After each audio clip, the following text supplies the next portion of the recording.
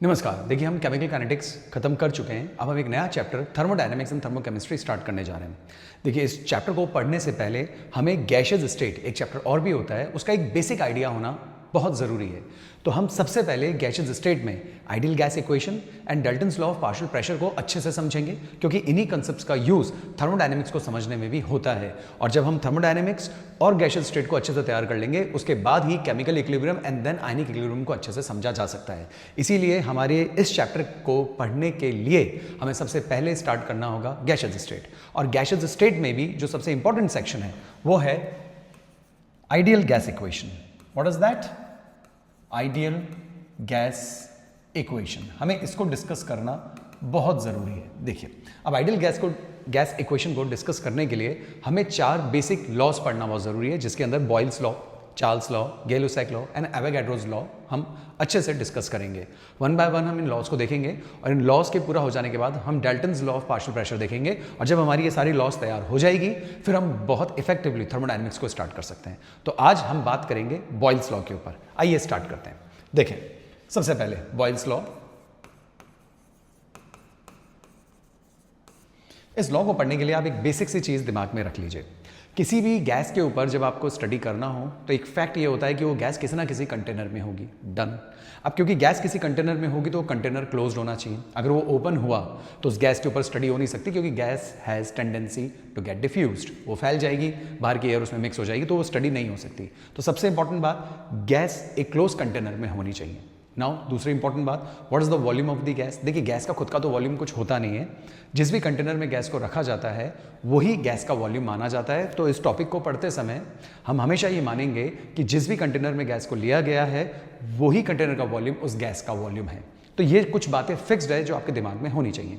अब किसी भी गैस की स्टेट को समझाने के लिए 4 चीज़ें बहुत इंपॉर्टेंट होती है। वो 4 चीज़ों में आता है गैस का प्रेशर, गैस का वॉल्यूम, गैस किस टेम्परेचर पे रखी गई है, and moles of gas, gas का अमाउंट क्या है।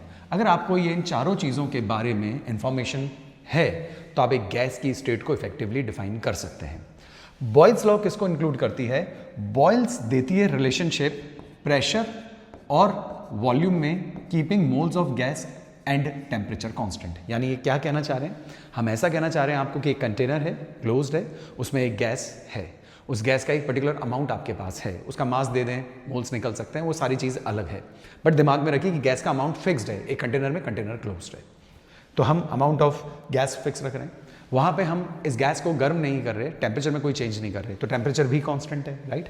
अब अंदर जो भी गैस है वो वॉल्स के ऊपर रेगुलरली कोलाइड कर रही होगी। एक कंटेनर में जो गैस के मॉलिक्यूल्स होते हैं वो स्टेशनरी नहीं होते, रेगुलरली मूव कर रहे होते हैं, तो चारों तरफ टकरा रहे होंगे। जब वो चारों तरफ टकराते हैं तो वॉल्स पे वो प्रेशर एक्सर्ट करते हैं, force per unit area, right. तो इसी प्रेशर और वॉल्यूम के बीच का रिलेशन हम देंगे। और बहुत ही कॉमन बात है कि प्रेशर और वॉल्यूम एक दूसरे से इनवर्सली प्रोपोर्शनल होंगे। यानी जितना ज़्यादा प्रेशर होगा उतना कम वॉल्यूम होगा। या मैं ऐसे बेटर कर देता हूं आपको कि जितना ज़्यादा वे गैस का वॉल्यूम कम करते जाएंगे, दीवारों पे लगने वाला प्रेशर बढ़ता जाएगा। कैसे? इस चीज़ को यहां पे देखिए। फिर हम इसी बात को ग्राफिकली भी डिस्कस करेंगे अच्छे से।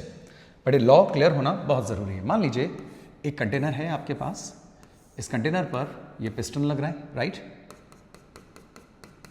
ओके, अंदर गैस के कुछ मॉलिक्यूल्स हैं, होमोजेनियसली ये मूव करते रहते हैं अंदर। मतलब कि सिस्टम ऐसा है कि होमोजेनियस गैस के मॉलिक्यूल्स कभी भी ऐसे नहीं हो सकते कि किसी एक साइड पर, यूनिफॉर्मली डिस्ट्रीब्यूटेड होता है, इन शॉर्ट, राइट। नाउ यहाँ पर कोई भी प्रेशर आप मान लीजिए P1 और कोई भी वॉल्यूम मान लीजिए V1, ये कंडीशन है। अब आपने क्या किया? प्रेशर इंक्रीज किया। प्रेशर इंक्रीज कैसे कर सकते हैं? पिस्टन के ऊपर से पकड़कर आपने इसको यूं दबाव दिया। जैसे ही पिस्टन नीचे जाएगा, राइट। अब आप कंडीशन खुद ही समझ गए होंगे, बताने की ज़रूरत इतनी ज़्यादा तो नहीं है, बट हाँ आप कनेक्ट कर पाएंगे कि अगर मैं पिस्टन को नीचे की तरफ शिफ्ट कर देता हूँ तो गैस के जो नंबर ऑफ मॉलिक्यूल्स हैं वो तो उतने ही रहने। अगर मैंने 10 मॉलिक्यूल्स रखे तो 10 के 10 ही रहने। लेकिन अब आप खुद सोचिएगा कि अगर मैंने प्रेशर कम कर दिया, यानी कि प्रेशर P2 कर दिया, तो वॉल्यूम V2 हो गया। और ये बात बिल्कुल तय होनी चाहिए कि P1 जो प्रेशर है वो कम था और P2 प्रेशर ज़्यादा है, तभी तो पिस्टन नीचे आया है। लेकिन साथ ही साथ आपको ये भी समझ में आ जाएगा कि V1 ज़्यादा था और V2 कम हो गया है। अब ये जो पार्टिकल्स हैं दीवारों पे टक्कर लगाते हैं। अब क्योंकि ये दीवारों पे टक्कर लगा रहे हैं तो दीवारों पे एक प्रेशर एक्सर्ट कर रहे हैं। अब ये भी 10 मॉलिक्यूल्स हैं, ये भी 10 मॉलिक्यूल्स हैं, लेकिन ये 10 मॉलिक्यूल्स बड़े वॉल्यूम में है, 10 मॉलिक्यूल्स कम वॉल्यूम में है। तो आप खुद सोच सकते हैं कि दीवारों पर जो टक्कर होगी, रेट ऑफ कोलिजन जो होगा वो यहाँ बढ़ जाएगा, और रेट ऑफ कोलिजन बढ़ जाएगा, इन शॉर्ट हम ये कहेंगे फोर्स पर यूनिट एरिया बढ़ जाएगा, तो प्रेशर बढ़ जाएगा। यानी साफ साफ नजर आ रहा है कि अगर आप प्रेशर बढ़ाएंगे तो वॉल्यूम कम होगा। प्रेशर बढ़ाया, वॉल्यूम कम हो गया, यानी आप ये कह सकते हैं जब जब आप वॉल्यूम कम करेंगे दीवारों पे लगने वाला प्रेशर बढ़ जाएगा। That's why we are saying pressure is inversely proportional to volume, keeping amount या moles of gas constant and temperature constant. उम्मीद करता हूं ये बात समझ में आ गई होगी। अब इस बात को हम थोड़ा सा आगे बढ़ाते हैं और ग्राफिकली एक्सप्लेन करने की कोशिश करते हैं। देखिए, तो अभी अभी आपके सामने ये चीज निकल कर आ गई कि pressure is inversely proportional to volume. Proportionality का साइन हटाएंगे तो मान लीजिए कोई कांस्टेंट लगा देते हैं हम के। तो अभी हमारे पास एक फॉर्मूला बनकर आया P इक्वल्स टू K/V। ढंग से सुनिएगा।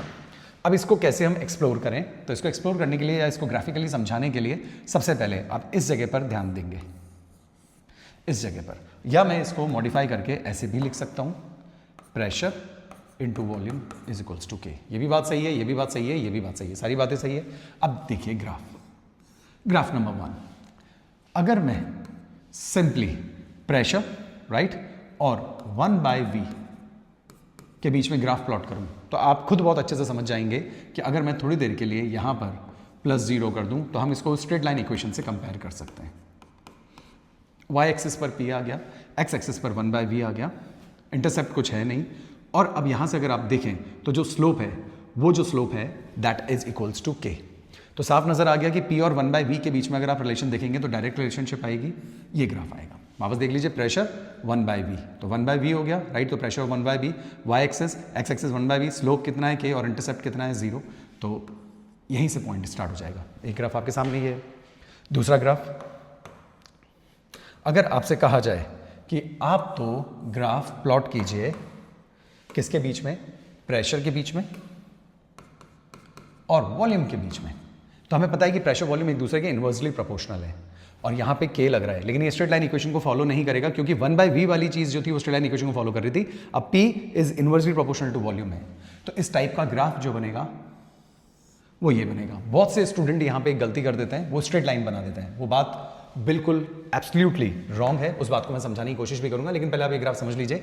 जैसे जैसे प्रेशर कम हो रहा है वॉल्यूम बढ़ रहा है, या आप ये भी कह सकते हैं जैसे जैसे वॉल्यूम कम हो रहा है प्रेशर बढ़ता जा रहा है। लेकिन ये जो पॉइंट्स हैं ये कभी भी इसको आकर टच नहीं करेंगे, क्योंकि अगर इसको आकर यहाँ टच कर लेगा तो इसका मतलब हुआ प्रेशर 0 हो गया और वॉल्यूम मैक्सिमम। अब मैक्सिमम वॉल्यूम पर प्रेशर 0 कैसे हो सकता है? प्रेशर तो 0 हो ही नहीं सकता, क्योंकि जब तक गैस वहां पे है कुछ ना कुछ प्रेशर एक्सर्ट करती ही रहेंगी।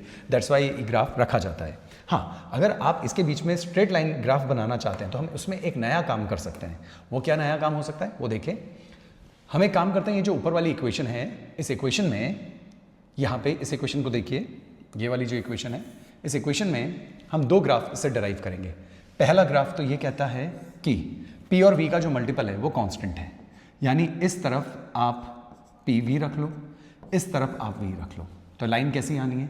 बिल्कुल स्ट्रेट आनी है। क्यों स्ट्रेट आनी है? आप कितना भी वॉल्यूम बढ़ाइए, आप कितना भी वॉल्यूम बढ़ाइए, लेकिन प्रेशर उसी रेशो में कम हो जाएगा, इसीलिए इन दोनों का मल्टीपल हमेशा क्या रहेगा? कांस्टेंट। कितना भी वॉल्यूम बढ़ाइए, वॉल्यूम बढ़ेगा, प्रेशर कम हो जाएगा तो कांस्टेंट रहेगा, यानी P इंटू V हमेशा कांस्टेंट रहने वाला है। आप इसको ऐसे शो कर लीजिए, या इस ग्राफ को आप ऐसे शो कर लीजिए, PV with respect to pressure, तो भी लाइन कैसी आएगी? कांस्टेंट। आप कितना भी प्रेशर बढ़ाइए उसी रेशो में वॉल्यूम कम हो जाएगा, आंसर क्या रहेगा? कांस्टेंट। तो PV का मल्टीपल हमेशा क्या रहने वाला है? Constant, right. और आगे बढ़ते हैं, और इसके सामने अगर बात की जाए तो कैसे किया जा सकता है? मान लीजिए V यहाँ पे रख दिया जाए और PV यहाँ पे रख दिया जाए, और फिर आपसे बोला जाए तो लाइन यूँ हो जाएगी, राइट। तो P और V का जो मल्टीपल है वो हमेशा क्या रहने वाला है? कांस्टेंट रहने वाला है। अब वॉल्यूम कितना भी बढ़ा लीजिए, वॉल्यूम तो बढ़ता जा रहा है, लेकिन P और V की वैल्यू भी कांस्टेंट है। तो आप ग्राफ को ऐसे शो कर लीजिए या ग्राफ को ऐसे शो कर लीजिए, one and the same thing. यहाँ पे आप चाहो तो प्रेशर को भी पुट कर सकते हो। अगर मैं यहाँ लाइन खींच दूँ और मैं यहाँ पे प्रेशर लगा दूं और यहाँ पे P और V के बारे में बात करूँ तो मैं कहूँ PV में क्या चेंज आएगा? PV जहाँ है वहीं है, प्रेशर कितना भी बढ़ते जाओ PV की वैल्यू कभी चेंज नहीं होगी। तो ये ग्राफ भी डन है। और समझने की कोशिश करते हैं, एक ग्राफ और लेते हैं, P into V taking log on both the sides, taking log on both sides, ठीक है। तो ये क्या हो जाएगा? Log PV is equals to log K, तो log P plus log V is equals to log K। थोड़ा सा रीअरेंज कर लीजिए, तो log P is equals to minus log V plus log K। हाँ, अब आप एक काम कर सकते हैं, अब आप इसको स्ट्रेट लाइन इक्वेशन से कंपेयर कर सकते हैं। अब आप स्ट्रेट लाइन इक्वेशन से जब कंपेयर करेंगे तो y is equals to minus M X plus C. अब आपको स्ट्रेट लाइन इक्वेशन से इस बात को समझा जा सकता है। और अब हम एक ग्राफ प्लॉट करेंगे जो कि आप कनेक्ट भी कर पाएंगे। देखिए वो ग्राफ होगा ये वाला। y एक्सिस पर अगर log p लिखा आ जाता है, x एक्सिस पर log v लिखा आ जाता है, तो स्लोप आएगा घटता हुआ, ये लीजिए स्लोप घटता हुआ। स्लोप की जो वैल्यू होगी वो -1 के बराबर होगी। और जो इंटरसेप्ट होगा, इंटरसेप्ट आप समझ ही गए, log c घटता हुआ वैल्यू आ रही है, तो यहाँ से अगर मैं ये लूँ और इसको यहाँ तक कनेक्ट कर दूँ तो जो log k की वैल्यू होगी वो यहाँ से यहाँ तक की होगी, ये log k हो जाएगा यहाँ तक। तो y एक्सिस पर ये आ गया, x एक्सिस पर log v आ गया, स्लोप -1 के बराबर है, घटता हुआ आ गया, और जो इंटरसेप्ट है वो यहाँ पे आ गया। तो आप देख सकते हैं कितने सारे ग्राफ बॉयल्स लॉ से कनेक्टेड है। But moral of the story is same कि प्रेशर आप बढ़ाएंगे तो वॉल्यूम कम होगा ही होगा। बस आपको दिमाग में ये रखना है। एक एग्जांपल अगर हम डे टू डे लाइफ का लें जिससे कि आप रिलेट कर पाएँ, तो आप जो बाइसाइकिल होती है उसका जो टायर होता है उसमें हवा भरने के लिए जो कंप्रेशन पंप होता है, कभी आपने उसको यूज़ किया हो, तो जैसे उस पंप को आप ऊपर से दबाव बनाते हैं तो पंप नीचे जाता है, तो उस पंप के अंदर जो अमाउंट ऑफ गैस है वो कंप्रेस होती है, यानी वॉल्यूम कम होता है। लेकिन वो वॉल्यूम तब कम होता है जब आप ऊपर से प्रेशर बढ़ाते हैं। तो इन शॉर्ट जितना ज़्यादा आप प्रेशर बढ़ाएंगे नीचे वॉल्यूम उतना कम होगा। राइट, बस इतनी सी बात आप समझने की बात है। बट यहाँ पे आप आइडियल गैस इक्वेशन को पढ़ने जा रहे हैं तो एक कंडीशन यहाँ पे डाली हुई है कि मोल्स ऑफ गैस और टेम्परेचर को कांस्टेंट रखना है। हम धीरे धीरे इन सभी के बीच में रिलेशनशिप पे बात करेंगे और लास्ट में जब आइडियल गैस इक्वेशन लेकर आएंगे तब आप उस इक्वेशन को बहुत अच्छे से समझ पाएंगे। तो उम्मीद करता हूँ आपको ये कंसेप्ट बहुत अच्छे से समझ में आया होगा। नेक्स्ट टॉपिक चार्ल्स लॉ में बहुत जल्दी से मिलेंगे। धन्यवाद।